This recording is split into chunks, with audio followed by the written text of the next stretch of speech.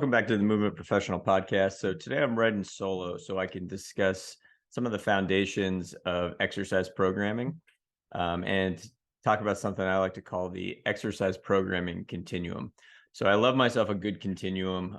The idea of the continuum or the definition of a continuum can be thought of as a continuous sequence in which adjacent elements are not perceptibly different from each other, although the extremes are quite distinct. So what does that mean? Otherwise stated, that could just mean that it's any continuous process that changes slowly over time. And the slow changes over time allow for any improvement to be almost that they're barely discernible, that you're making progress, but it doesn't feel that much harder from what you previously did because you're moving so slowly there. You're allowing your body to adapt gradually. And I think that's really important. That's really the essence of any training process is we don't really need to feel like we're constantly overstressing our body, but we can really make an immense amount of progress if we give ourselves a big enough timetable.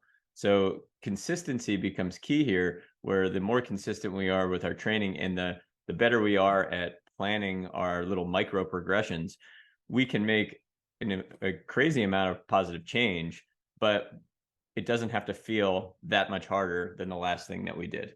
And that's what I want to talk about today is this continuum of exercise programming and how we can think about things from a foundational standpoint, right? And there's so much variability that we could put within our exercise programming.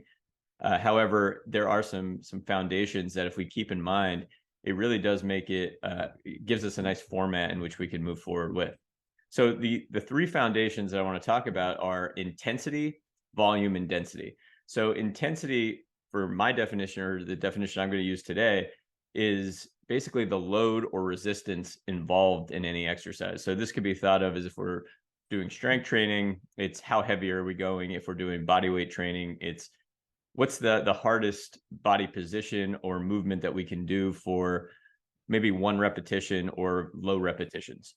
So, in gymnastics training, this would be if we could do 50 push-ups, then a single push-up does not fit into a very high and intense activity. So we have to make the push-up harder. So if we can do a regular push-up 50 times, then we might have to be looking at doing something like a handstand push-up. We have to progress that movement to something where we're challenged by 1 reps or low repetitions. So this can also be more in the power and speed idea of training, where we're trying to maybe sprint for 40 yards as hard as we can, as opposed to run fast for a longer period of time. We really want to sort of like max out our intensity in short durations. And that's what we're talking about when we get to intensity. This is also going to be the type of fundamental that we really focus on, the technique which we do, the proficiency of how we move. We're not trying to maximize fatigue in any way. We actually want to limit fatigue so that every time we do a set or every time we do a rep, we could be highly proficient with it, but that doesn't mean that we're going lighter than we need to. We're actually trying to gradually get better at doing harder things. So I think that's one of the basic ways that we can think about it. So, general guidelines for when we're looking at intensity would be repetitions are low, somewhere between 1 to 5 reps. Sets are low, somewhere between 1 to 5 reps. But our load, our speed, the challenge is going to be high or progressively higher over time. As for resting in between sets, we really want to rest as needed. We can take as long of a rest as we can. The key is just to get the reps and sets in and try to get progressively heavier over time, get better at doing the thing that we're trying to train, doing the movement we're trying to train. So over the last couple weeks, we've done podcasts specifically touching on longevity-based movements, things that involve grip strength, squatting, getting up and down off the ground. So any of these movements we could put into these fundamentals here. So for intensity, we'd just be looking at trying to get better at the thing, trying to get, if we don't have a Turkish get-up, we're not trying to do a lot of Turkish get-ups. We're trying to just be able to do one well. If we can already do one well, then we're trying to go heavier for 1 rep or low amounts of reps with that. So that's what we're talking about here. But we can rest as long as we need. The goal is not to get sweaty and work out hard It's to really just practice doing that one rep, but do it in a more intense manner. And then, we can look at, like, we shouldn't feel super fatigued during the training session with these type of things. We should be fatigued a little bit during the set, but after the set, we give ourselves as much rest as we need. And when the actual workout is over, we're probably going to feel more stimulated than we're going to feel overly fatigued. All right, so that would be the goal there. After we train our intensity for a little while, and I usually put intensity first in this guideline or in this continuum, because the repetitions are lower, the sets are lower, the focus is higher, but it also just gives people the confidence that they can do the movement better, doing it better by saying, okay, I can lift more weight than I used to be able to do. I'm moving faster than I was able to do. I'm doing a harder version of a body weight movement than I was. So I want to get confidence in the movement first, without trying to push fatigue. After we do that, then we can add a little volume to it, which just basically means we're doing more of the harder movement. So we've gotten the movement to, we're able to do a version of the movement that's harder. Now we're going to just add more volume to that. So we're just doing more work.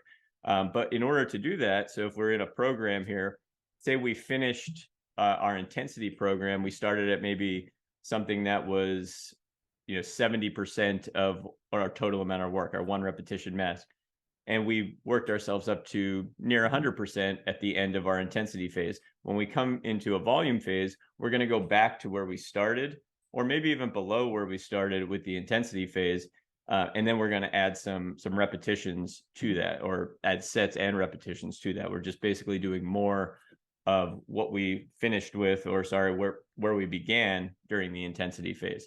So, and as a direct example, if we started at 70% of our one repetition for 5 sets of 5 in our intensity phase, we're going to go back, and then maybe we got up to 100% of our one repetition max for 5 sets of 5 at the end of our intensity phase. We're going to go back down to 70% 1RM for maybe 5 sets of 8, could be 8 sets of 8, depending on what our level of training is and what we think we can tolerate.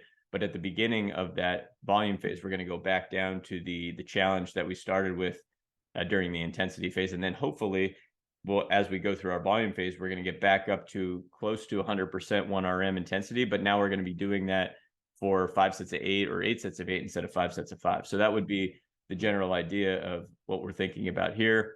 But it's important to reset that intensity back down, because it's going to be, if we really did the intensity part right in training, if we got close to 100% of what was our previous 1RM, it's going to be really hard to add any more volume to that. So we have to go back down. We have to let our body adapt to the lighter loads again. And then hopefully now we're able to tolerate more weight, but now with more reps and more sets.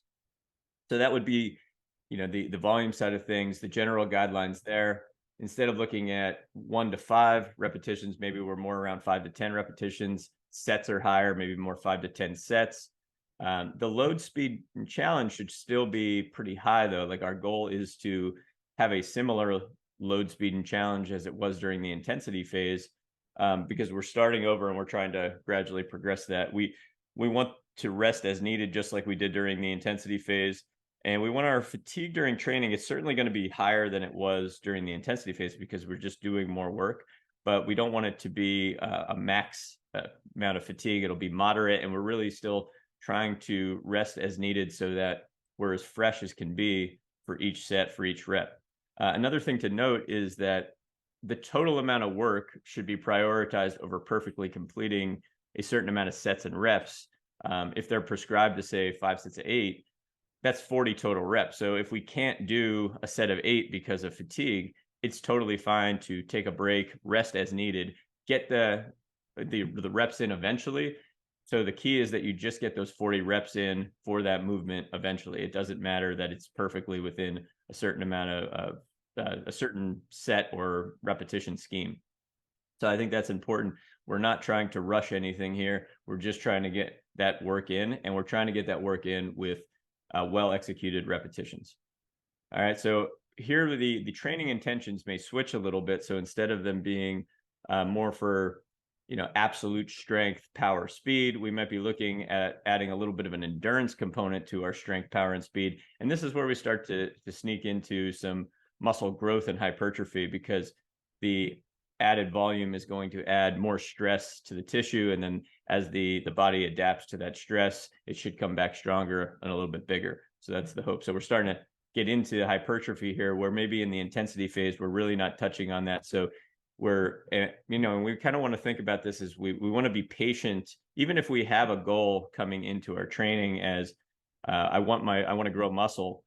We really are going to get much more out of it if we take the time to be patient and build our strength first, or build our power first, and not rush the idea of overstressing the body just for the sake of building muscle. So if we are able to take the time to build our challenge with the initial movement that we do, then as we add the volume, we're going to get so much more out of that volume phase, because we're coming at the volume phase with more proficiency at harder tasks.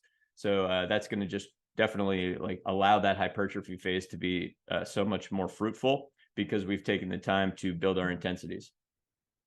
So the last fundamental we'll talk about is then density, which is taking what we've done with intensity and volume and just getting it all done faster.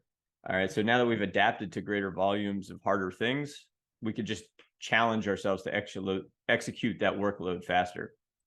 So as we add this challenge again, we want to reset the movement intensities back to where we started, and again, maybe even a little bit below, depending on how we do this when it comes to density training. So there's several ways that we can look at density training, and a lot of times this has really been popularized in the CrossFit type of workouts of the day, or the WODs.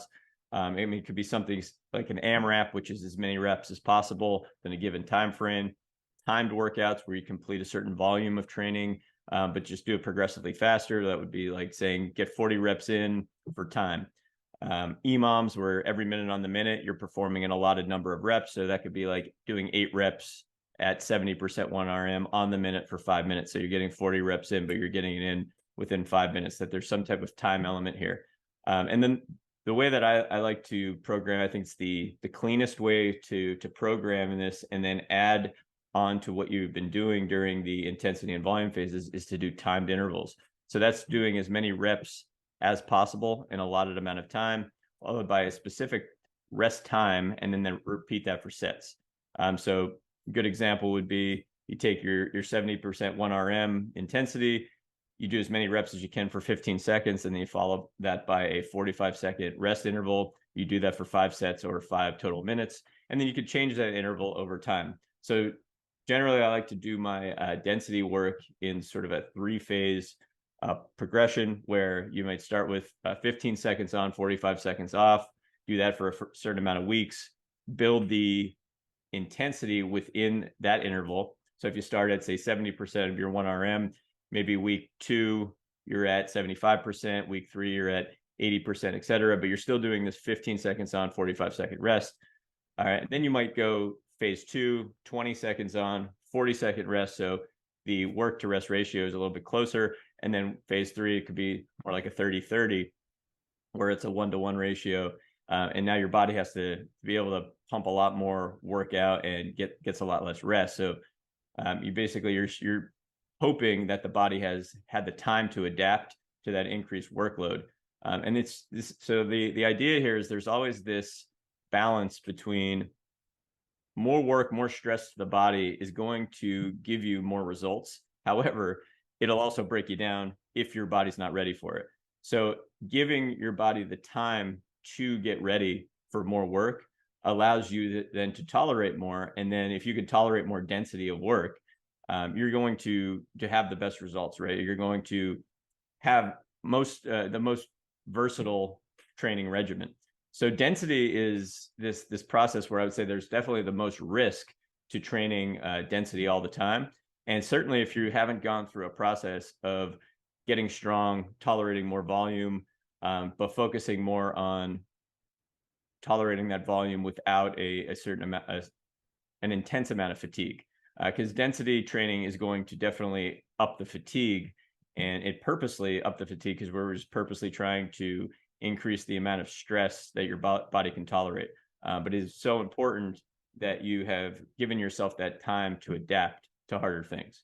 All right. So at this point, when we're getting into density training, we're looking at, to me, this is where you're optimizing a metabolic stimulus in training, right? So if we want to try to improve metabolism purely from an exercise standpoint, if you've gone through this process of building your intensity, your volume, and now you're able to tolerate high density workouts, you're going to have do the best you can to build your metabolism from an exercise standpoint, right? And everybody's still got a different starting point there. So, there's all these things that you can't control within metabolism. But I think one of the ways to look at what we can control is that we want to go through these phases, these fundamentals of training, and get to be able to just tolerate more work, but do it safely.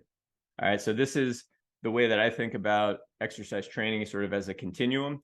And I'm working on different types of programs that this will be available, so you can see a very specific training regimen where we go through all of these phases with longevity-based movements.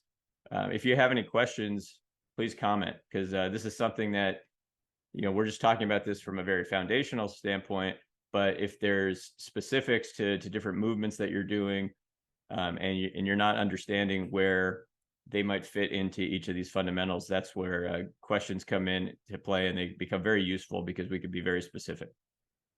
So hopefully that was helpful. Again, please comment and give the show some a review if you find it useful. It definitely helps us move forward with what we're doing here. All right, I'll see you next time.